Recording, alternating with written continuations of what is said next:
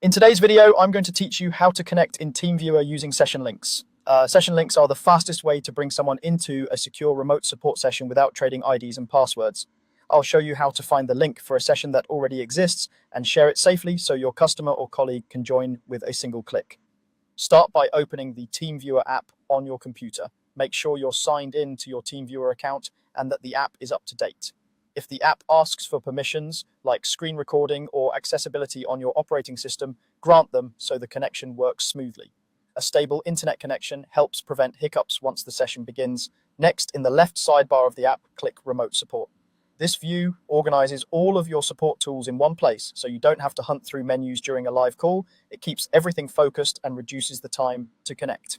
Within Remote Support, click Sessions. The Sessions area shows the sessions that are available to you, either ones you created earlier or ones shared with your account.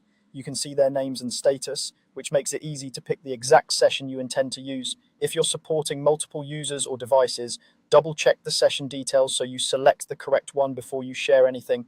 Select the session you want to share, then click the three dots next to it. Those three dots open the More Actions menu. It's a small control, usually on the right side of the session row, and it contains the sharing and management options you need.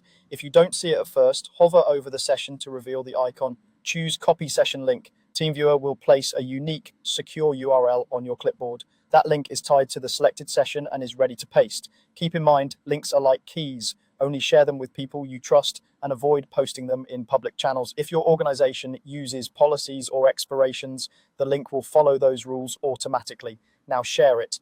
Paste the link into your chat, email, or ticketing system and add a brief note so the recipient knows it's the invite to your remote support session. When they open the link, they'll be guided to join and you'll see them appear in your console ready to connect. If anything seems off, you can always return to the sessions view to verify you shared the right link. That's it. Open TeamViewer, head to Remote Support, go to Sessions, select the right session, copy the link, and share it.